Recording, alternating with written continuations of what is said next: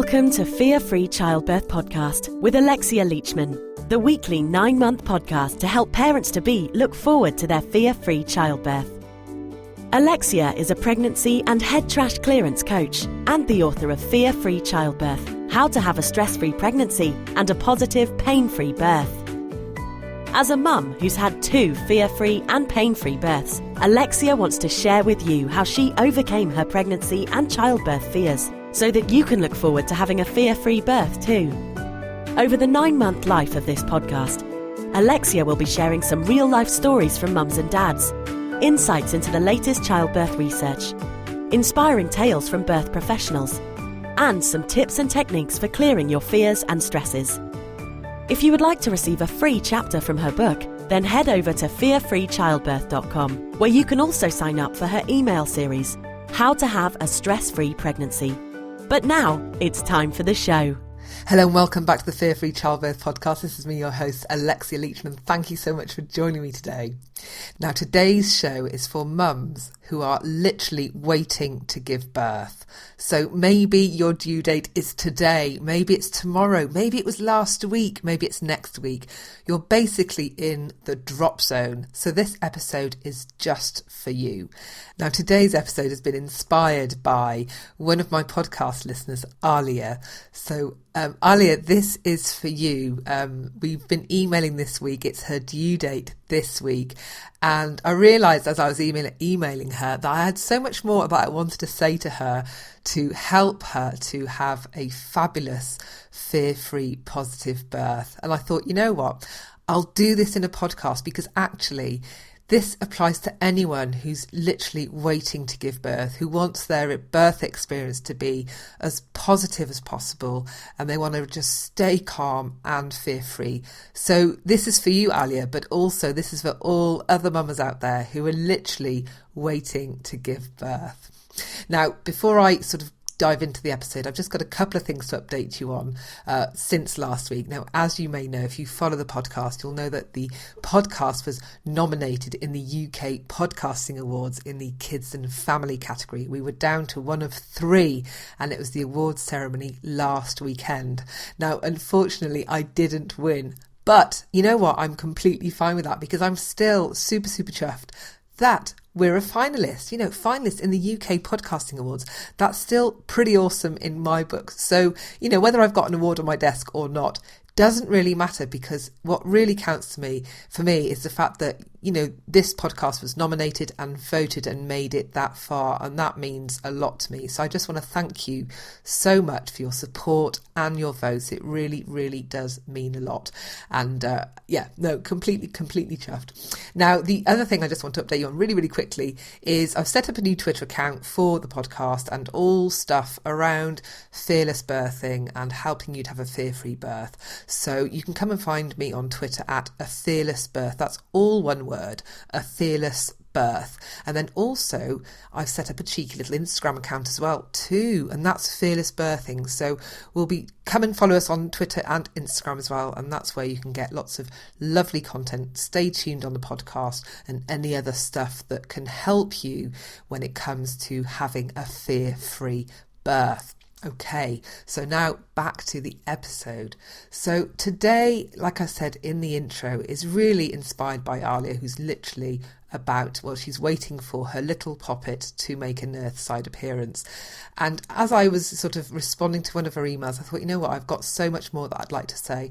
And so this is where today's episode has come from. I literally came up with the idea about half an hour ago, and I've just scribbled some notes down. I just want to hit record because there's some guys that have just turned up in a big van outside with some hedge trimmers, and they're going to be cutting the hedge, and I want to record before the sound starts coming into my office. So really today is really the words that I want to share with any mum who is waiting to give birth.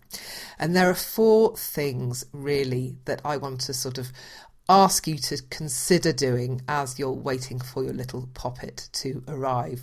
So the first thing is this.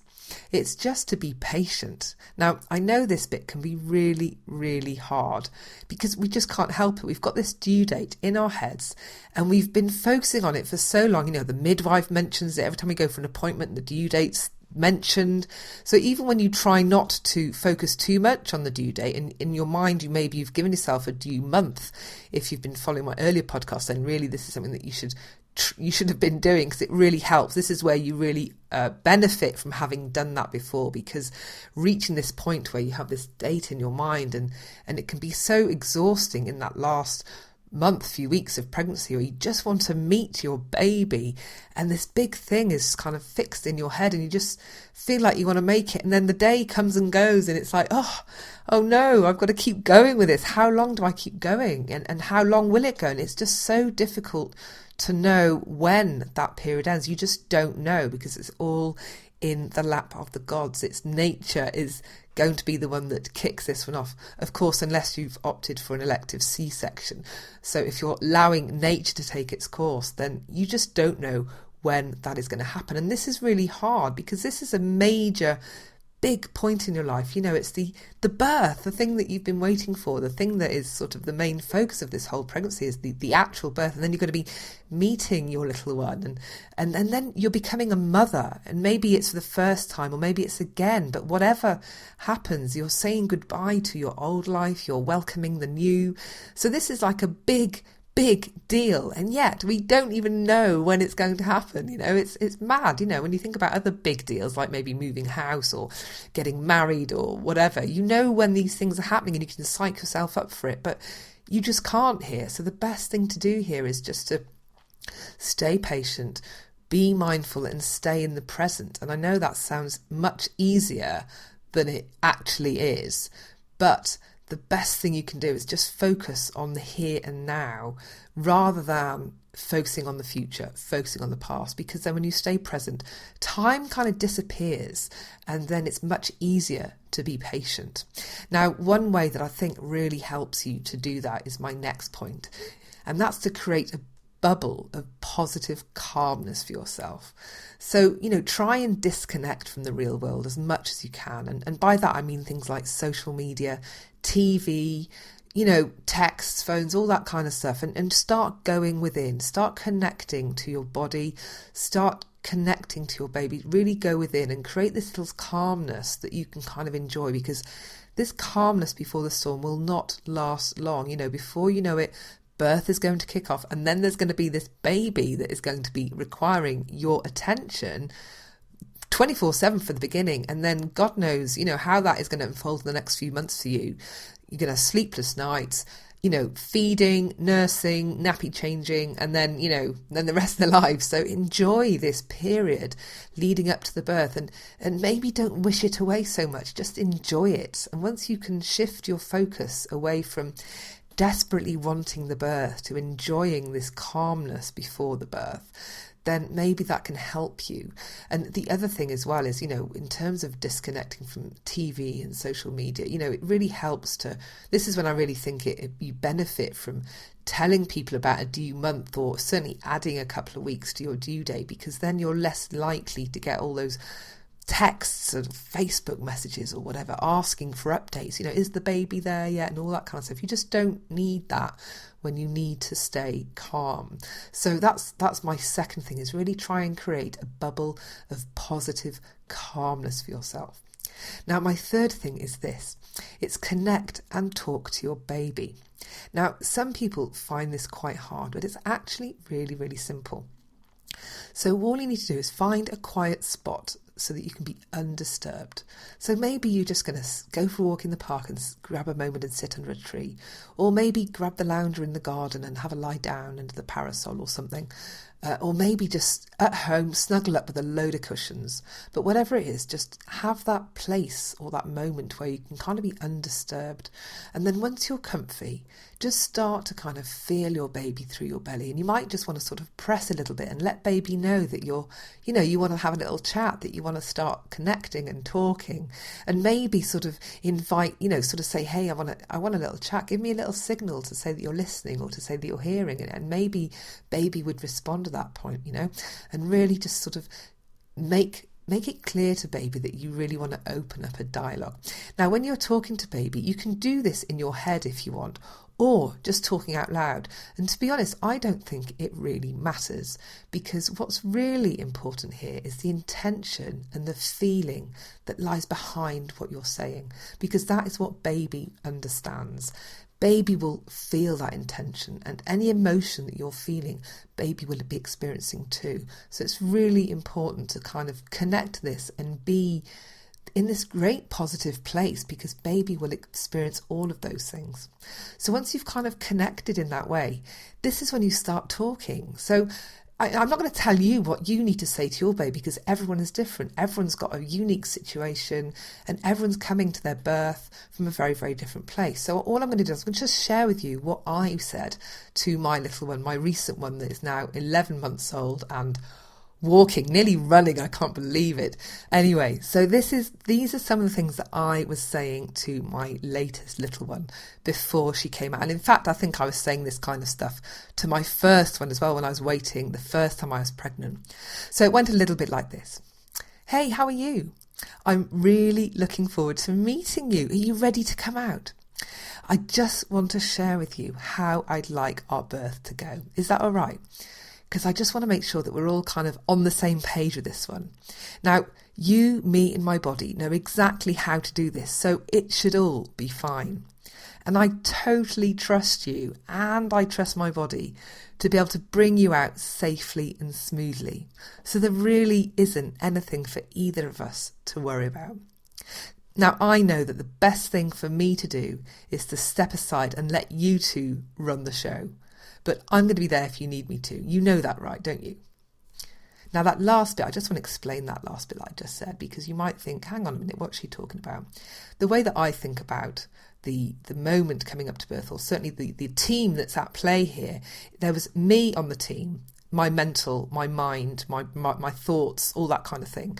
And then there's my body, and then there's baby. So when I talk about us three, that's who I'm referring to, because it's us three that are bringing baby into the world. It's not me and my thoughts and my fears and my emotions and my joy. It's not all that stuff. It's my body that's going to be doing all the work. And the best chance that my body has is if I, i.e. my thoughts, get out of the way. So that's what I mean when I say this. I know that the best thing for me to do is to step aside and let you two run the show. But I'll be there if you need me to. You know that, right? And what I mean by that last bit is, if things start going wrong, or if I need to be connected, or if we need to be consulting to a midwife, or something is happening, then my mind will step in and help to make a decision. But unless that's required, I'm basically checking out. That's what I mean by that. So carrying on, this is more of what I was saying to baby. It's going to be painless for both of us, so there's no need to worry. And by the way, I'm saying that for my benefit too. We're going to enjoy this. It's exciting. I bet you're excited, because I am. Daddy cannot wait to meet you. And by the way, he's going to be the first person that you touch. How is that for a welcome? We are going to be able to look back on your arrival with joy and happiness. Now, I've heard that second births are half as long as first births, so I'm thinking that this means that you might show up in about 3 hours. And by the way, I'm totally cool with that. In fact, a short birth would be nice. So how about we wrap this whole thing up in about 3 hours? Yep, I'm up for that if you are. There's no point dragging this thing out. You know what you're doing, and my body knows what it's doing. As long as I get out of the way, this shouldn't be a problem. Yep, cool. So that is basically how I was chatting to baby before she arrived. And I would do this like daily, several times a day. I was doing this, pretty daily in the last few weeks leading up to her arrival. And I just want to sort of share with you a little bit about how my birth unfolded, and so that you can just kind of interpret that how you like. But basically, I was visualizing a 3-hour birth. And when I was giving birth, I was just basically breathing, taking very deep breaths on my sofa at home, because I'd opted for a home birth. And the midwife had just leave me to it. And suddenly I just stood up, and the midwife looked at me, looked in my eyes, went, "You need to push, don't you?" And I was like, "Yeah," bang. And out she came. Like literally it just happened so fast. I didn't even know, had no sense that she was literally on her way. It just went from one moment to the next. And when we looked at the clock and her time of arrival, she basically arrived at 2 hours 58 after my first contraction. And I just sort of joked to myself that I'm sure, this idea that we kind of visualised and planned on a 3-hour birth, and she was sort of coming out, and then suddenly it's almost like she checked her watch, went, oh crap, I'm late, quick, bang, and out she came. So I don't know what happened there, but I got my 2 hours and 58-minute birth, and I put that down to having visualised it. But also, the other thing that I think is worth sharing is, when I said to baby, I said it's going to be painless for both of us, so there's no need to worry. It was painless for me, that's for sure. I didn't have any pain. It was euphoric birth. I really enjoyed it, and even now when I think back, I just have such a buzz when I think about that birth. And it brings me, the smile that comes on my face when I think about that birth is just, it's just like that. It reminds me of the party animal in me when I used to go out clubbing. And the other thing that's interesting is my baby, Sophia, she came out still in the amniotic sac. So she was what they're known as born on call, CAUL, if you want to Google that. That's quite interesting. It's a very rare occurrence for birth. But the interesting thing about the amniotic sac is it protects the baby while they're coming down the birth canal. And I wonder whether or not this talk that I had with her before the birth and sharing with her that, you know what to do, it's going to be painless, this is going to be smooth and safe for you, whether she, kept the sac intact to help her make that transition, that arrival, that journey much smoother for her and less, not painful, but less intense, because apparently the amniotic sac does protect the baby as they're going down the birth canal, as they're still in that bubble of water. So, I can't say whether or not any of this stuff really had the impact or that's why it happened, but I'm just sharing that with you so that you can come to your own conclusions. But basically, I'm just inviting you to talk to your baby, connect to your baby, talk like they understand what you're saying, because they do. Speak to them like you trust them. Speak to them like they are an equal, because they are. They're not stupid, they're intelligent. They feel, they have emotions. They can feel pain, they can feel stress, they can feel fear. And so if you feel fear, if you feel stress, then they will too. This is why it's so important to get rid of any of those emotions that you might be feeling, even at this stage in the process, to really take the time to get rid of some of your fears. And if you're not sure how to do that, then I've got an episode called Clearing Your Fears that you can check out on the podcast to find out exactly what you need to do. And also, you might want to use that technique while you're in labour. That's what I did as well for fears that came up while I was in labour during my first labour. Then I use that technique in between contractions to get rid of any fears that came up. So, really get that tool that I share with you in that episode and find out and practice using it so that you can use it during your birth. And then the final thing I want to say to you when it comes to, what to do when you're preparing and waiting to give birth is just to keep moving. Just move, and it doesn't have to be massively exhausting or energetic or getting you out of breath, nothing like that. Even if you're just sitting around the house on your Swiss ball, gyrating and having a bit of a bounce to some music, then that's fine. I remember when I was waiting for my second, I remember listening to 2 rounds of a great radio show on a podcast over here in the UK on BBC Radio 6 of Nimone's Electric Ladyland, which is a great dance show, and I'm really into my dance music. So I remember just bouncing around in a bit of a hypnotic trance on the day before she arrived, just on the Swiss ball in my bedroom. And I actually replayed her show twice. So that meant I was on this ball for about 6 hours. And I didn't notice. Time just flew, but I just kept moving. I just wanted to stay connected to my body. And I think that's the important thing is, whether you're going for walks, whether you're doing some yoga, whatever it is, or even dancing around your living room, just connect to your body, because you're going to be working as a team soon. And so the sooner you can create that connection, the better. The sooner you can start feeling and really being mindful and conscious of what your body's doing and some of those sensations that are happening, the more connected you're going to be to your birth and therefore to baby. So that is why I'm urging you to just move. So get some tunes on and really get into the zone. Dancing is a great way to get into the zone and get present, because when you're dancing, then you really aren't looking around at what's going on. You're just getting into the zone, and that's where you need to be to have a great, great birth. So I'm just going to wrap this up now, and just finally, I just want you to remember this, ladies. You've got this. Alia, you've got this. Remember to trust that your body knows what to do. Your body is made for this and it will not let you down. As long as you trust in the process and surrender to it. Letting go might seem like a hard thing to do, but actually it's the best thing you can do. So just surrender, trust, and just go for it. And good luck, honey. Good luck, and good luck to everybody else who's waiting to give birth now. I'm thinking of you. Until next time, bye for now. Thank you for tuning in. You've just been listening to Alexia Leachman from the Fear-Free Childbirth podcast. If you enjoyed the show, she'd really love it if you left a review on iTunes or Stitcher or shared it with a friend. And don't forget, to get a free chapter from her book, head over to fearfreechildbirth.com to get your copy, as well as finding other episodes in this podcast and more about how Alexia can help you with pregnancy and birth preparation coaching. Until next time.